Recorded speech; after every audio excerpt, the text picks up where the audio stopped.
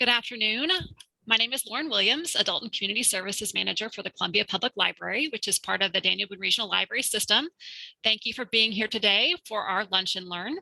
Today's program on the Sunshine Law is co-hosted by the library and the League of Women Voters of Columbia Boone County. Before I turn things over to the League to introduce our speaker, just a couple of our Zoom housekeeping items to share. Like usual, we will be asking you to use the chat feature of Zoom to ask questions of our presenter. So if you hover over your Zoom window with your mouse, you should see that chat icon, that speech bubble, and other tools at the bottom of your screen. Or if you're on a smartphone or a tablet, you may have to tap in the middle of your screen to see those tools. We are recording today's presentation, so it will be available the next day or two on both the League's YouTube channel and the library's YouTube channel for future viewing. And now I'd like to welcome our moderator, League of Women Voters of Columbia Boone County President, Barbara Hoppe. Thanks, Barbara. Thank you, Lauren, and thanks to the Columbia Public Library for co-hosting all of our Lunch and Learn programs. Today, I'm pleased to welcome Professor Kathy Kiely, MU professor, journalism professor, who will talk on the Sunshine Law, the good, the bad, and the ugly. Kathy is a veteran reporter and editor with a multimedia portfolio and a passion for transparency, free speech, and teaching. She is also the Lee Hills Chair in Free Press Studies at the Missouri School of Journalism. And after a long career in covering politics in Washington, she moved to full-time classroom teaching.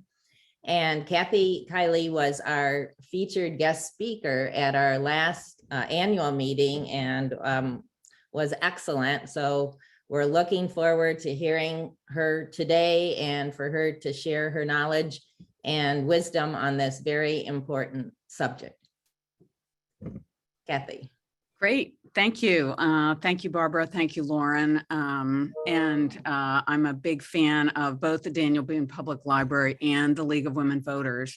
The League has sponsored many debates that I covered as a reporter, both at the state and national level. So I really appreciate everything the League does to try to enhance civic knowledge and get candidates from all parties talking to each other. That's the best way to educate voters. So that is a really good thing. So I'll just say a couple of words of introduction. You've heard I'm a reporter by trade. I'm a professor by title. But as I tell my students, because in the interest of transparency, I'm what I would call a faux professor. Unlike many of my colleagues at the University of Missouri, I do not have a PhD, but I am a professor of practice at Missouri. The Missouri School of Journalism has a long tradition of learning by doing, and which has incidentally become very much in vogue nationally now. But it started right here at the University of Missouri back at the turn of the 20th century when the Missouri School of Journalism was founded. And so our students really serve their community while they're getting their education. Some of you may have talked to some of our students who work for the Columbia Missourian or KBIA or KOMU.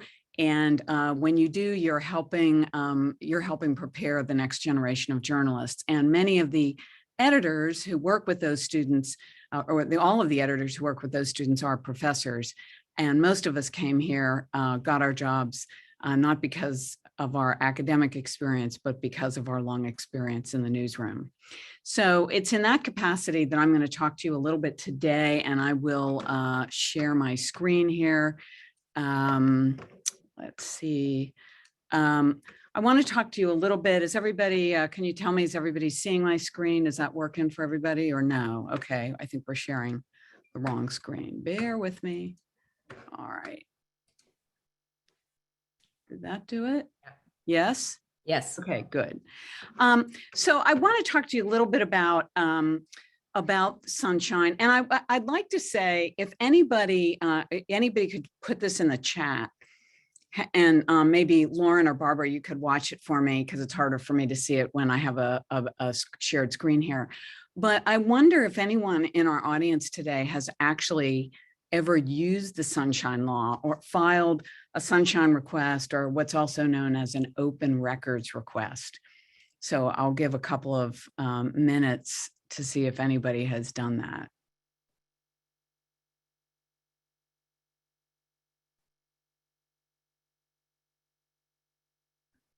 Any takers there on our chat? No. Okay, it's totally fine. One of the reasons that we're doing this seminar is so that you know these laws exist. They are, excuse me, they tend to be used a lot by journalists, but they are not the suite of laws that we refer to as sunshine laws. And we'll talk a little bit about what that includes. Are really, we talk about them a lot as journalists, and we tend to use them a lot as journalists, but we use them in the public interest. And I think it's really important for everybody on this call to understand that these are not journalists' laws. They are laws in the public interest. And so sunshine, why are they called sunshine laws? Well, let's talk a little bit about that. And sunshine is said to be the best of disinfectants. And that is a famous quote, and we will, let me see if I can make my, okay. So I said, I wanted to talk about the sunshine laws, the good, the bad, and the ugly. And let me go back. Oops, sorry. That jumped on me. Sorry about that. So the sunshine laws, I'm going to try to drag this to another screen. The sunshine laws, what is good about them is that we have them. We are unusual I mean, other countries have sunshine laws like ours, but we really pioneered it here in the United States, and other countries followed suit. There are only a few countries, I think Finland is one, that had anything like a sunshine law before we did in the United States. So it's great that we have them. What sunshine laws do is they basically say the public has the right to know. It is the public's information. When we ask for information from the government, that is information or data that was compiled using your tax dollars. So you have a right to that information. There are exceptions. You don't have a right to my medical records. You don't have a right to know what my social security number is, nor do I have a right to know yours.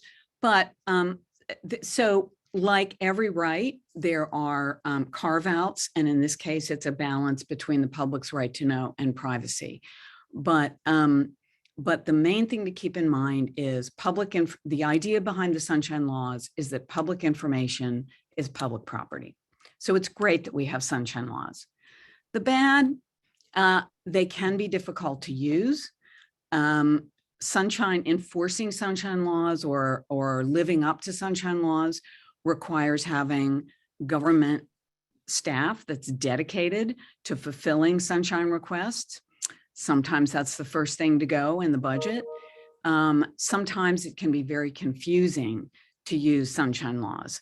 So that's the bad side. And the ugly is that even if you do use the sunshine laws, making sunshine requests can require a lot of persistence and patience, because we don't, in many agencies, don't have, as I said, the staff or the funding to fulfill all these requests. And then there's sometimes some willful foot dragging. And so it's not an easy thing to use all the time, but it is great that we have these laws, and we can move to get them better enforced. There was a really big case decided, I believe it was last year, against the state of Missouri.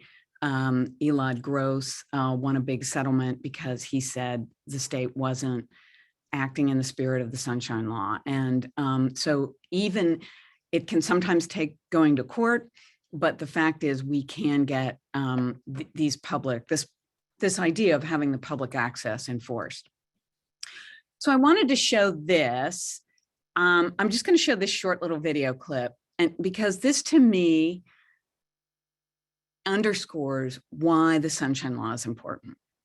This is just amateurish video shot on my iPhone through the window of a car in January, in Niger.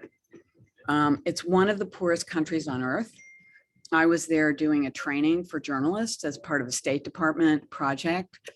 But I think one thing I want to point out to you is the roads aren't paved. And yet there are big houses behind high walls that have lots of satellite dishes. So it's not that there's certainly not a lot of wealth in Niger. But why are these roads unpaved? And I think one reason is that it's not that the people aren't good people. I will tell you, I met some really terrific, wonderful, brave people in Niger, which is under attack by terrorists who are doing really great things.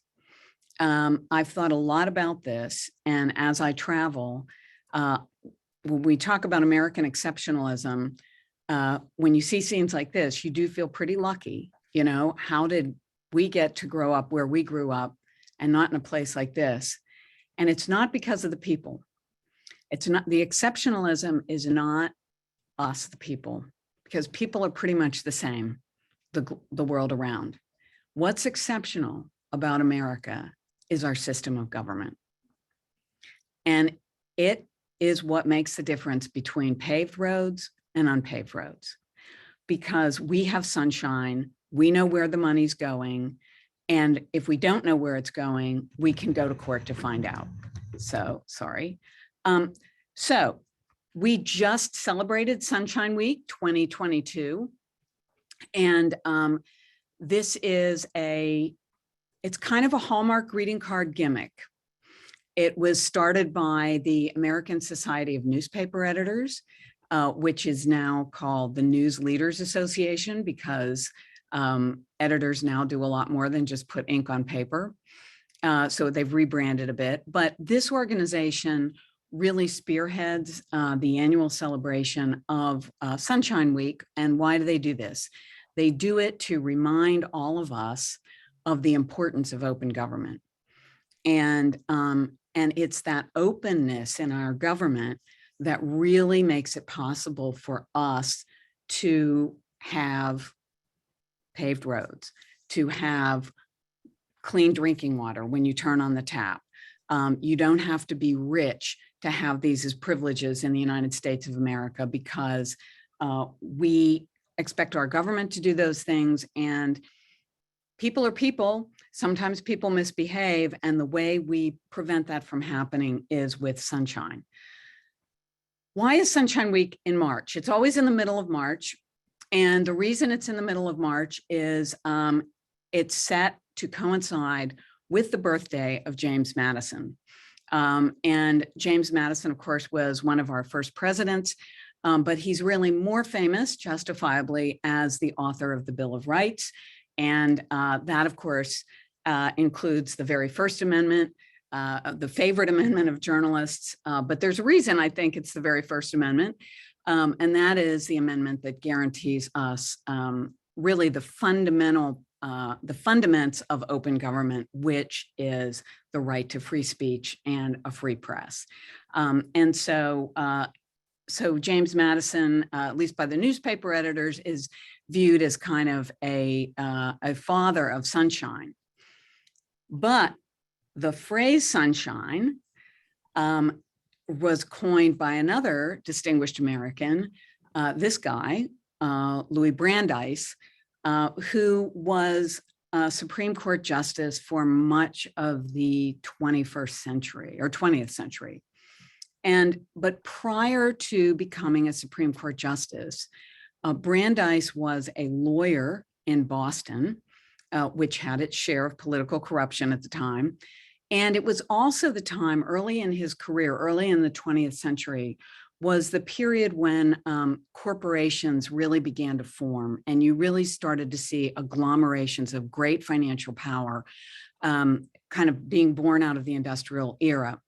And with great power often goes abuse of power. And Brandeis was very active in railing against kind of the conjunction of corporate power and political power. And what he was really militating against was what we would call deals in smoke-filled rooms.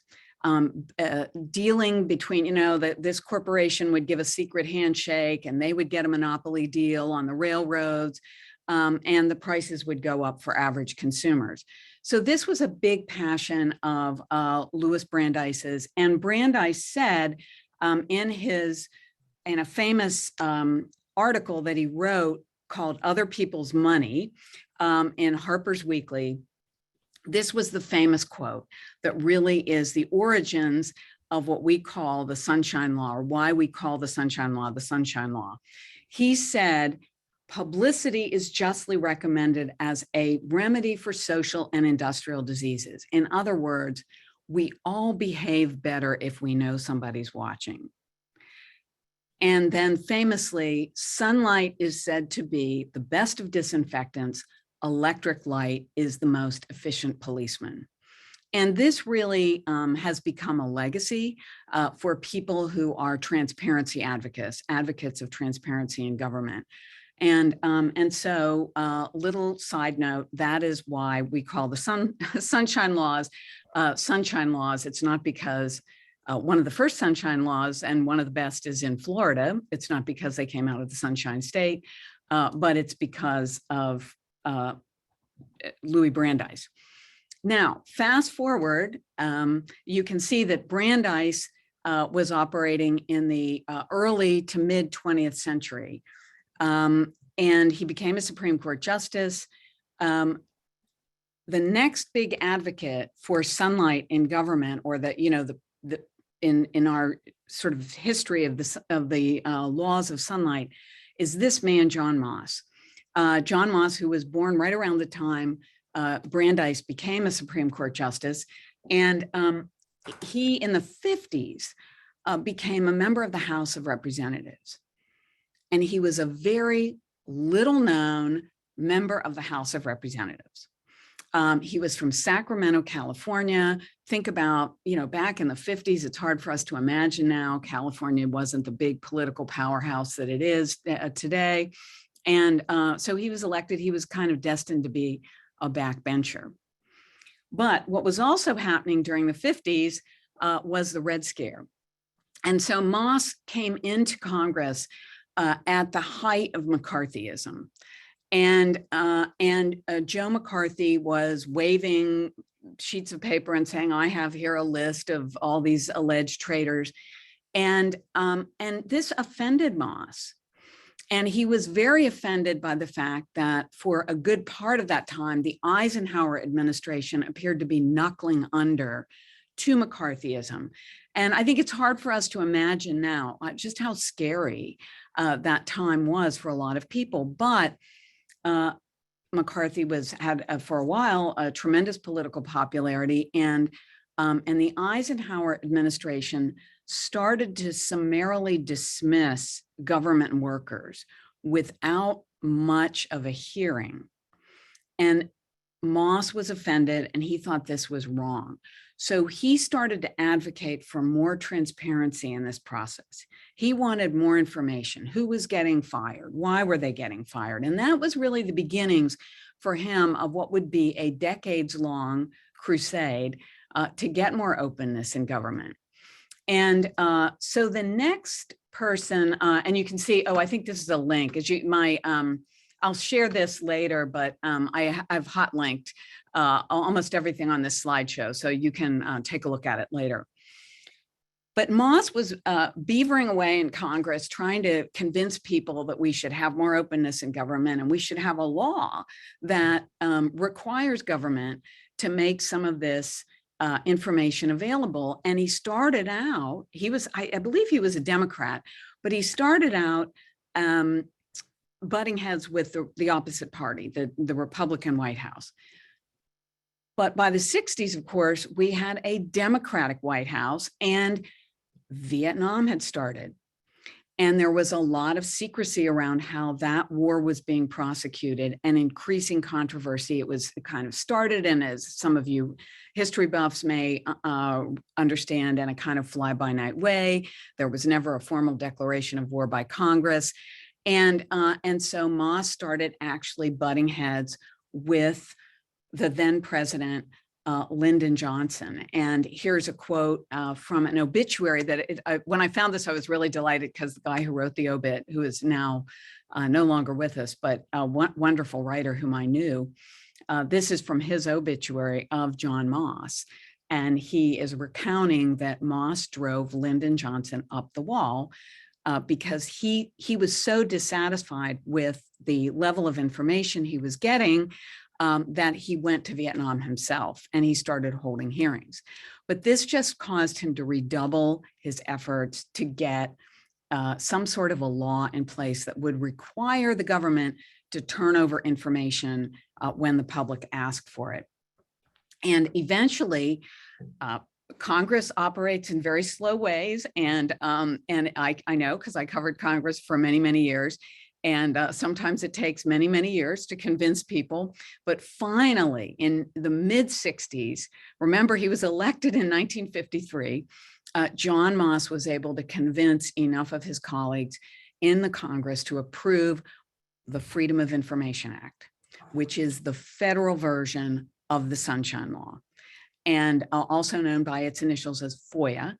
And it was signed into law July 4, 1966. Now, that wasn't because it was a patriotic celebration of freedom of information. It was because Lyndon Johnson did not want to sign this bill because he was afraid he was going to have to disclose a lot of stuff about Vietnam he didn't want to disclose. And he waited till the very last minute to sign the bill. And as many of you probably know, that a lot of bill signings are very ceremonial occasions, and the president has a bunch of people over to the Rose Garden, and he has a table and about dozens of pens, and he signs his name with, one part of a letter with one pen and the next with the next, and he hands the pens as souvenirs to the lawmakers who helped pass the bill. That did not happen in this case. Lyndon Johnson signed it at his ranch late on a holiday because he just didn't want to sign this bill, but it had passed. I forget what the Senate vote was, but it was unanimous in the House of Representatives. And the president knew there was no way he could, if he vetoed it, he'd look like an idiot because he would just get overridden. So he had to sign the bill. But very reluctantly. But this was kind of the first, and as I said earlier, only one or two other countries, I think Finland and maybe one other country, had anything like a Freedom of Information Act at the time this was passed. And subsequently, many other countries have passed something like this. So they were at least giving lip service to the idea of freedom of information. And I've provided some links there for where you can get more information on this. So that was in the 60s. And that was a federal law that governed federal information. Now, the next big development in government openness came in response.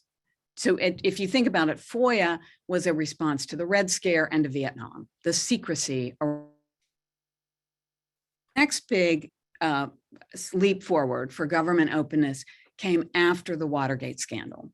And probably a lot of you remember that, that it was discovered that the president of the United States was kind of had this rogue operation set up, and he was spying on his political opponents and using the power of the federal government really to try to maintain his incumbency, which is, of course, a very anti-democratic thing. And in the course of the Watergate investigation and ultimately the congressional investigation into this, there was a lot revealed about political corruption, exchange of money, how much money was having an influence, the kind of backroom deals that Louis Brandeis was fighting against back in the turn of the 20th century. Believe me, it never goes away. we move in cycles, and like the man said, the price of liberty is eternal vigilance.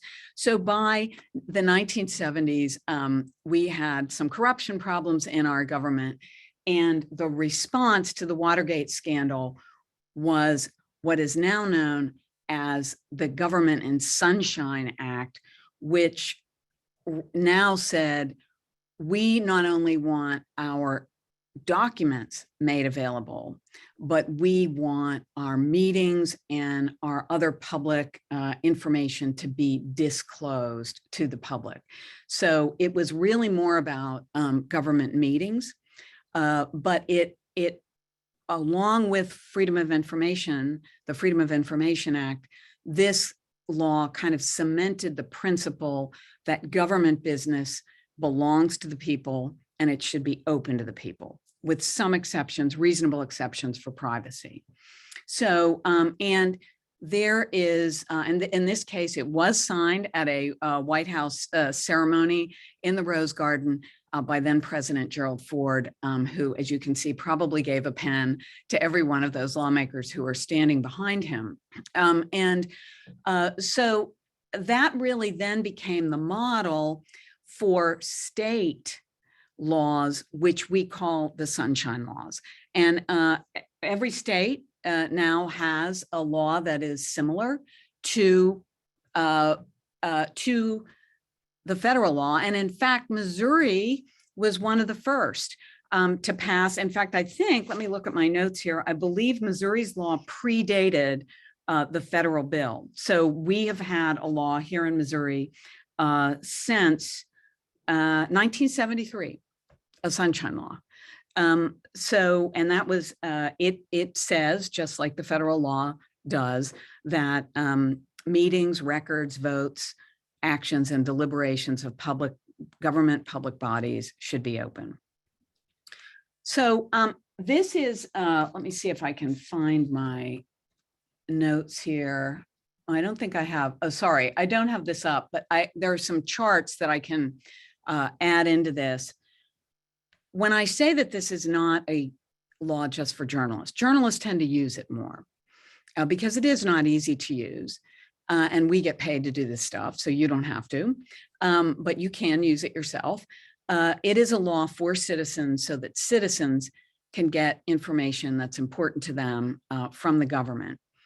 And I looked this up. I should have added the chart to my slideshow, but I looked in Missouri, the Sunshine Law is under the Attorney General's office. They are the, that is the repository of all this information. And according to the Office of the Attorney General, the Missouri Attorney General, Eric Schmidt, 27% of sunshine requests since 2015 have come from the general public. That compares to 21% for the media. Others who make sunshine requests include attorneys, academic researchers, advocacy groups, and even prison inmates. Who are their own categories. But over and above those people and journalists, the majority of sunshine requests since 2015 filed in the state of Missouri have come from the general public. So that's when I say this is not just, newspaper editors promote Sunshine Week and we try to remind the public of why this is important, but it's really your law, not ours. And before John Moss died in 1990 something, I think I lost the date, but he was asked, do you think we now have enough openness in government? And Moss said no. And he said, well, he thought that the laws have improved access. He said, making the government open is always going to be a struggle. And the reason he said that, he said the battle will never end. And boy, was he right. Because here is a commentary from the executive director of the Missouri Sunshine Coalition, Truth in Advertising. I'm a member of the board, full disclosure. And but Dennis wrote a column for Sunshine Week about some proposed bills that are now before the Missouri State Legislature that would limit the scope of our sunshine laws. And the Missouri voters actually expanded the scope of sunshine laws back in 2018 in a referendum, the Clean Missouri Act, and some of that was repealed, but the sunshine law expansion was not. And what that did was expand sunshine requirements to the state legislature. And the state legislature thinks it can't possibly be true that you, the voters, really want them to do that, comply with the Sunshine Law. And so they are trying to get that turned back in the legislature. And, that could have some real problems because that legislation would exempt communications to legislators from constituents. May I remind you that under the Supreme Court of the United States, corporations are people too. So I think that could exempt wide swaths of information from disclosure to the public that the public has a legitimate interest in. And we can talk more about that in the Q&A. But the other thing, and this gets into the ugly part, the Missouri Independent had a recent article during Sunshine Week that I thought was really interesting.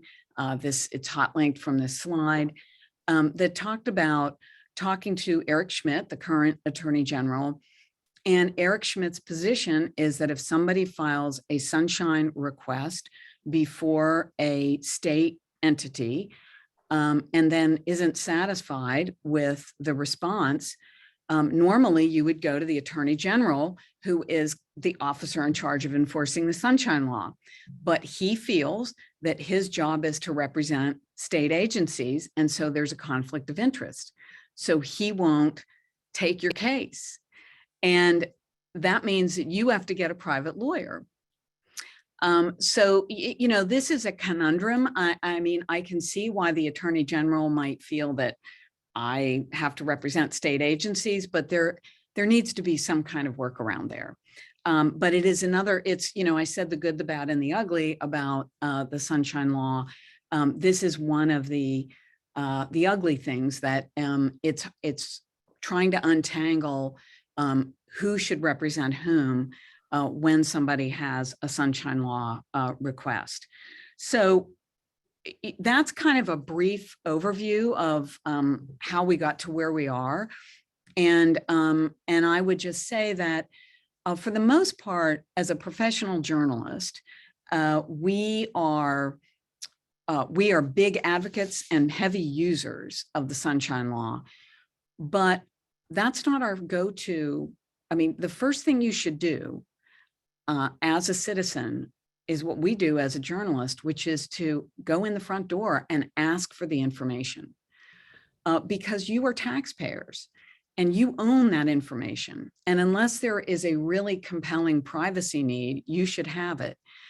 It's a lot faster to get the information if you call an office or write to an office and say, I need this information. We go to Sunshine Laws only when the answer is no. And when the answer continues to be no, after a lot of persistent questioning. So we tend to use the Sunshine Law sparingly because I think if you overuse it, you give credence to an argument that, oh, this is more trouble than it's worth. It costs us a lot of money to fulfill these requests. So we try to use it sparingly, but just the fact that it's there, I think tends to make government more open because they know if they say no, that sunshine request is coming. And so again, I will share this slideshow, but there are resources out there for how to file a sunshine request. And lots of information on these sites on how to do it. Some of them will walk you through how to make a request step by step. And then I've put some source articles in there too. So I am going to stop the screen share if I can find this and just answer some questions. I have a runaway mouse here. Okay. Oh, thank you so much for that historic and really good perspective on the Sunshine Law and how it arose. I noticed that you had asked the first question about if anyone had done a sunshine request, and Amy Sue Gwynn said she had requests for emails. And then I put in also, when I was on city council, we had a variety of requests for communications and city information, which the city clerk always handled and got information from us from emails. if she needed it for some particular thing. So we did have a couple people involved in sunshine requests. I have one question that someone submitted before your talk, and I'll ask that and then give people a chance to enter more questions. And we do have questions. And I'm seeing the chat now, so. Yeah, okay. Yeah. The one I received was from Dick Parker. Is it legal for 2 or more members of a committee, probably a city committee, to discuss committee issues if there are less than a majority of the entire committee present? You know, that's a great question. And it is a fine point of the Sunshine Law that I would have to go back and research. But the idea behind the law is that you don't want official business being done without there being public notice. So I would actually have to go back and look and see what the rule is on how many people can meet. But I would say this, that if official business is being conducted, somebody could make a case that the Sunshine Law was being violated. One of the other important things that I didn't mention that Sunshine laws generally require is that there be adequate public notice of a meeting, so that the city council can't decide, or the school board, or whatever public entity it is, can't decide, oh, we're going to have a meeting and pass this law in 5 minutes. So there has to be some ability for the public to make itself heard and to be there. And so I would think these gray areas of, can you have coffee with your colleague and maybe discuss business? That really depends on the state, and you'd really need to look. And I would honestly want to talk to a lawyer about that, because I haven't had that case in front of me in Missouri, so I just don't know. But Right. the spirit is public business should be conducted in public. And that's why you have, I'm sure, Barbara, you could talk about this from your experience on city council. There are segments of public meetings where the board might go into executive session because there are sensitive personnel matters or something like that. And so there is the opportunity, if there's a legitimate reason, to have a behind closed door session, but it really has to be justified by privacy concerns. Right, and you have to sort of announce generally what it is, so there's some disclosure there. I was also thinking about if several city council persons were getting together for dinner, that's sort of one of those gray issues. So it's, if you're deciding what to do with trash in Columbia, it's a problem. But To mention the hottest topic in town, right? Yeah, right, exactly. Right. So we'll get to these questions here. Let's see, Linda Smith, is each state allowed to set its own standards for timely response? And how can the legislature, okay, we'll just take that question first. Yeah, I would say, these laws vary state to state. I mean, that's the thing about the United States of America. We are a federation, more of a confederation, and we don't like centralized power in this country. So if the information you're seeking is federal information, information before a federal agency, that's going to be governed by FOIA, and that has one set of timetables. And I honestly don't know what they are. I mean, I go to some of the sites that I recommended and linked in this presentation to find out, oh, what is that FOIA deadline again? It's a short turnaround for federal, but each state is going to set its own clock, really. And I did look at the Attorney General's site a little bit before, and it looks like Missouri generally requires 3 days, but if it takes longer, you just have to let them know in 3 days. Yeah, I mean, keep in mind, longer. yes. And this is why we say, use a sunshine request more as a last resort, because 3 days just means the agency has to get back to you in 3 days, but that might be, it's going to take us 2 years to get you this request. Now, then at that point, you can appeal it, but they just need to make contact with you, and it can be very minimal. It doesn't mean you're going to get your information in 3 days.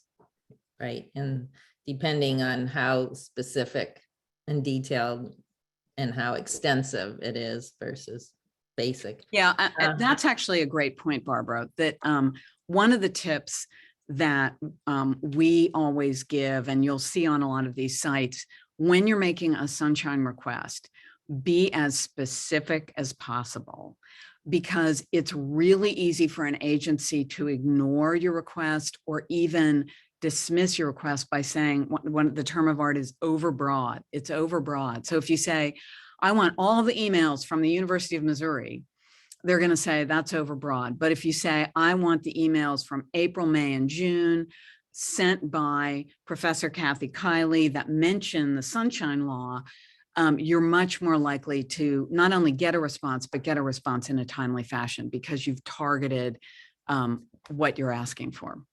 Oh, thank you. There's a second question from Linda Smith. How can the legislature overturn a ballot initiative without going back to the voters who passed the Clean Missouri Amendment? Would this likely be litigated if it's passed by our legislators?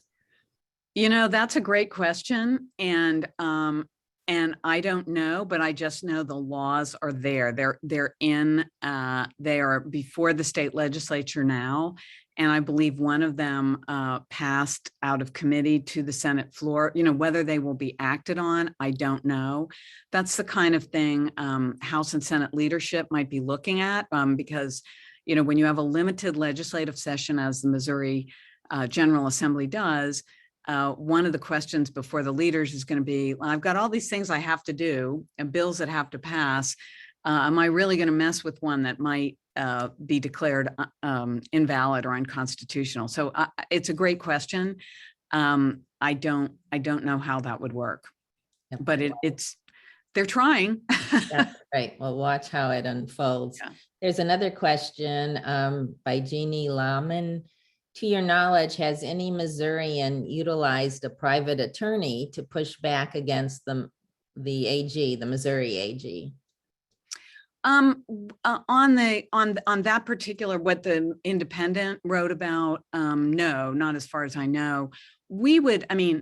Newspapers are try to save their pennies, but the Missourian has used attorneys for specific, if we want a specific piece of information from an agency and we are not getting it. There's two ways that newspapers get that representation. One is through a press association. So in Missouri, there's the Missouri Press Association, and pretty much all of the major print news outlets belong to it.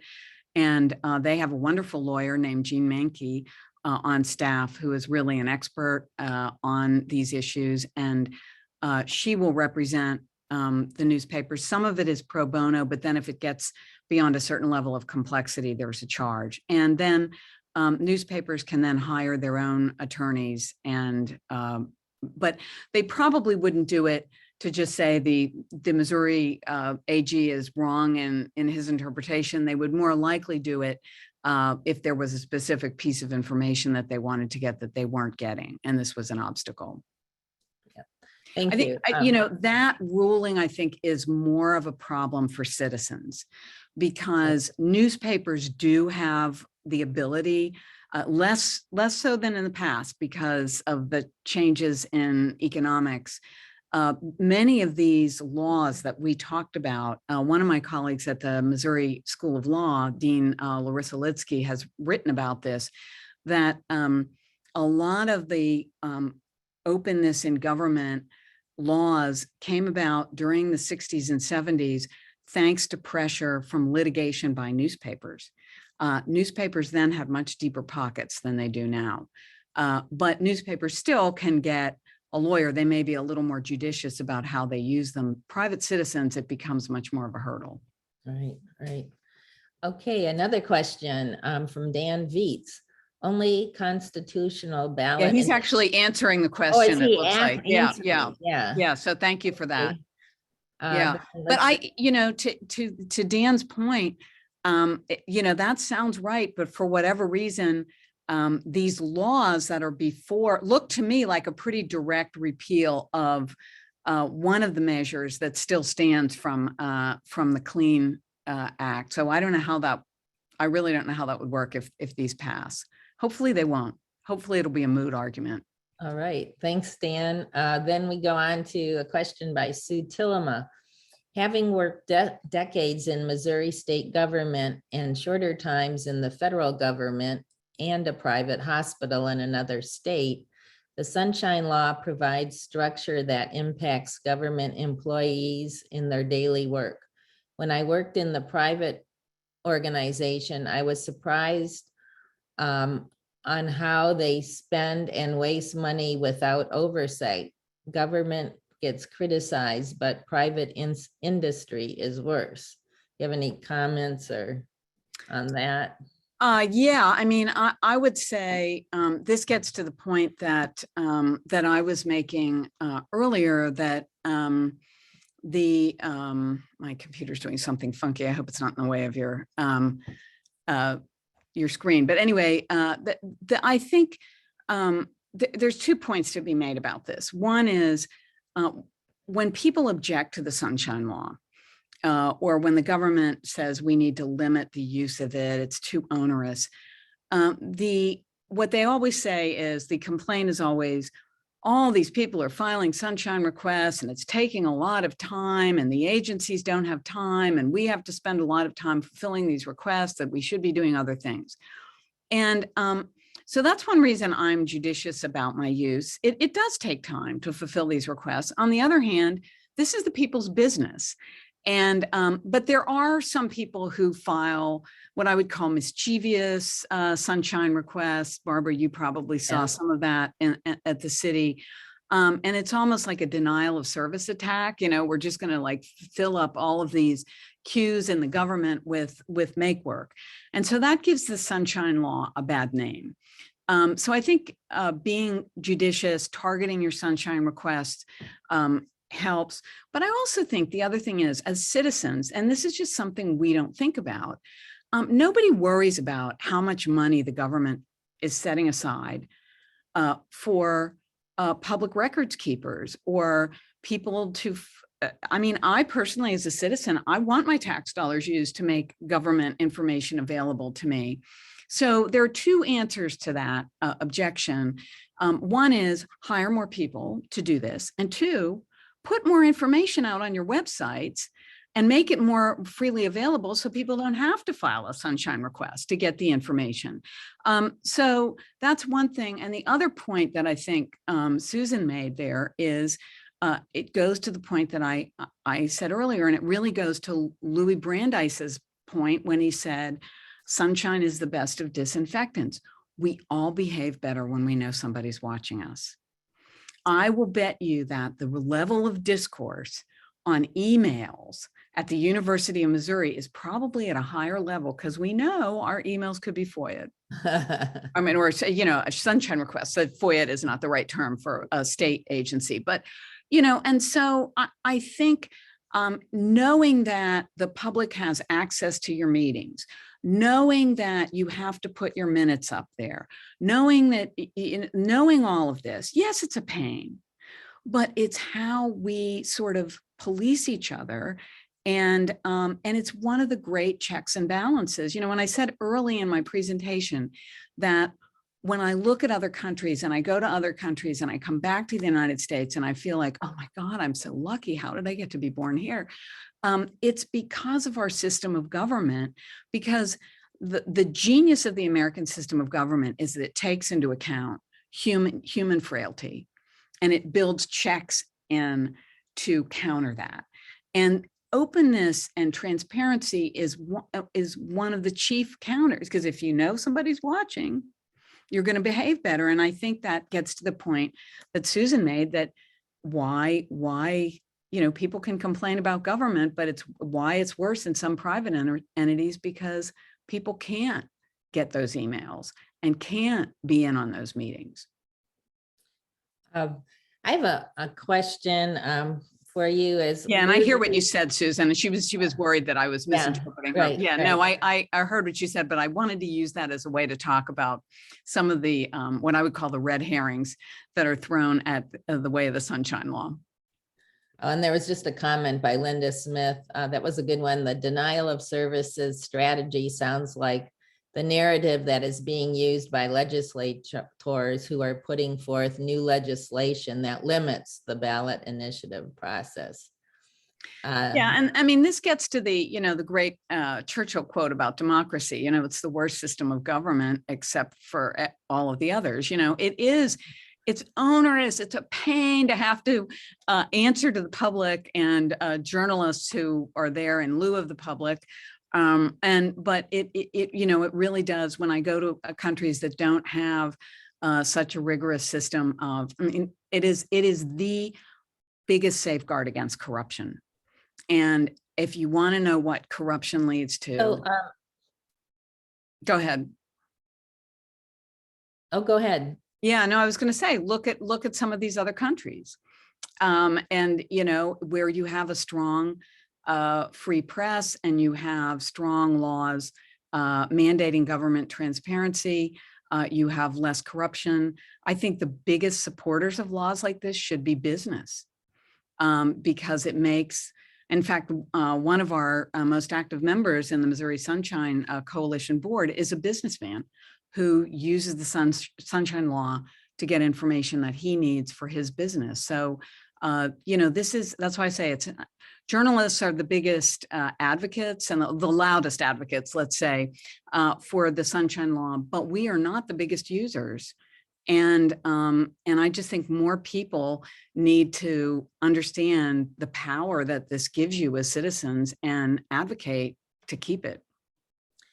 So I two quick questions. What do you see the future of the Sunshine Law sort of nationwide with so much concerns about the future of democracy and the free press? Yeah, well, I think the biggest concern is the one I alluded to earlier, which is the leading advocates for a lot of these laws were major news organizations that in the 60s and 70s had very deep pockets. Some of those organizations no longer exist. The ones that still do don't have the kind of financial resources that they used to. And I'll just very briefly explain the reason why. It's basically because the internet broke the revenue model that supported public service journalism for most of our lifetimes. So, one of the reasons I'm at the University of Missouri is that I think journalism schools are great places to begin to explore what new models might be. Because if we don't have public service journalism, we won't have a democracy. So I think it's super important.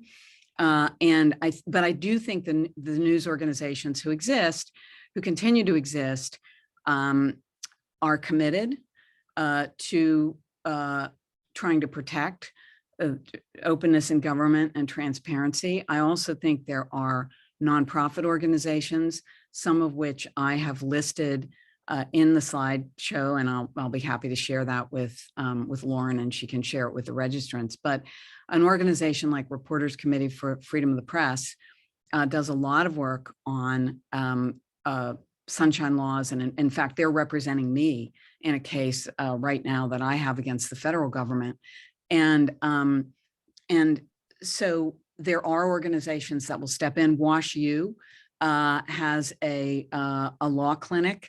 Where their students, it's kind of like the Missouri School of Journalism, the students learn by doing, and those students are working, I know they're working with reporters, I don't know if they're working with citizens, but they are working on sunshine law issues and requests. And I think the reason for this is a lot of people understand that this is important. This is important for our democracy, and maintaining this kind of transparency in our government is what makes this a great place to come back to when you've been on a trip. And anybody who values that is going to try to keep that going. But it's going to take, in other words, I think back in the 60s and 70s, we could all sit back and say, oh, the New York Times will do it, or CBS News will do it. It's now on us. We've all got to do our part. And one sort of last question. do you have any parting thoughts regarding this is about getting information, but the other big subject is misinformation, getting misinformation. You have some thoughts or on Oh boy, intersection of those? we didn't even talk about this, and did you tee me up? That's great. As a matter of fact, I do. And as a matter of fact, the Missouri School of Journalism is going to be hosting a 2-day symposium in late June, June 27th and 28th. And I will add the link to these slides and share them with you for registration. It's called Friends of the Facts, and it's a news literacy fair, and we are bringing in top experts from all around the country on misinformation and how to combat it. And a number of these organizations have already been doing some work with the Columbia Public Schools and the Daniel Boone Regional Library.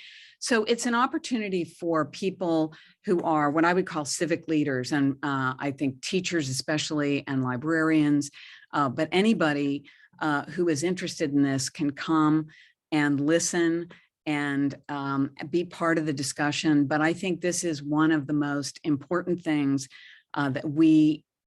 this is our moonshot. This is what I tell my students. This is your moonshot. We have this fantastic technology that has completely altered our world. And like any technology, it can be used for the good and it can be used for the bad. And we are really at a tipping point. Which way are we going to go?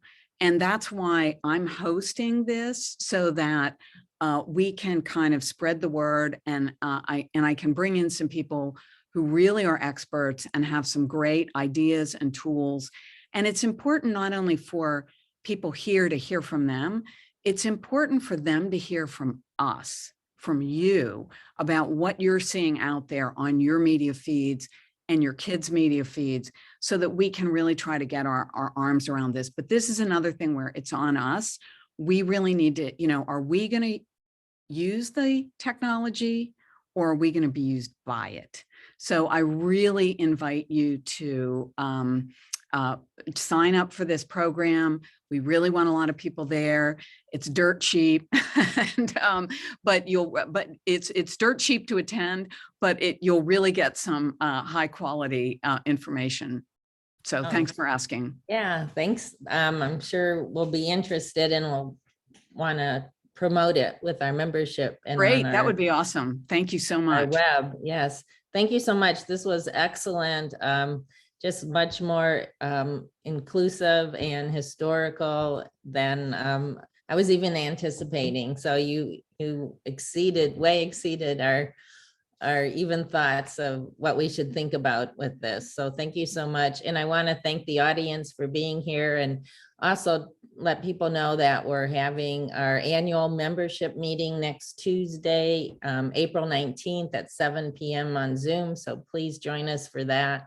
And our next Lunch and Learn is on May 10th, and we'll be featuring the Children's Grove. Our guest speaker is Chad Rose, and the topic will be social media and its impact on children and teens.